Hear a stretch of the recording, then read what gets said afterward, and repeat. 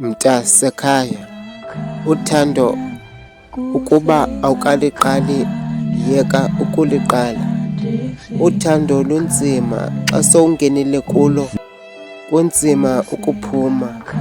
Uyehlukana nabantu kodwa intliziyo ikukhombe komnye, ifike nakomnye yephuke.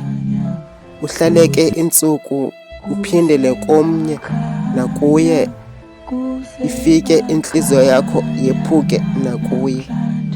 Uthando ndilungcamile. Mntasekhaya, ukuba awukathandani, phuma emjoleni ungabasangena. Uthando lunzima, siyazama kodwa intliziyo iyephuka. Ndithanda ukubonga intliziyo yam ngoba iyakwazi ukunyamezela.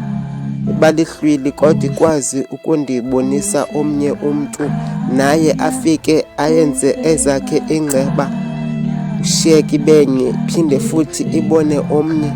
Intliziyo yam ndiyakubonga, uqinile ngoba uyahlukumezeka kodwa usaqhubeleka uyathanda. Kungoku andisazi ukuba mandithande njani ngoba ndithi lona ulungile aphinde ayephule intliziyo yam.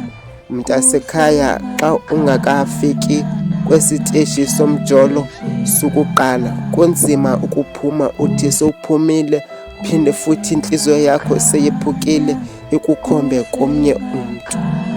Mntasekhaya, sukuqala umjolo. Umjolo bathi unzima. Ewe kunjalo, intliziyo yakho izoba lihlwili. Luyolo, please breathe. SenguLuyolo the poet. Hayi, ndiyazama ukuniyala ngezi poems zam but kunzima, sekujola abantwana abana-13 to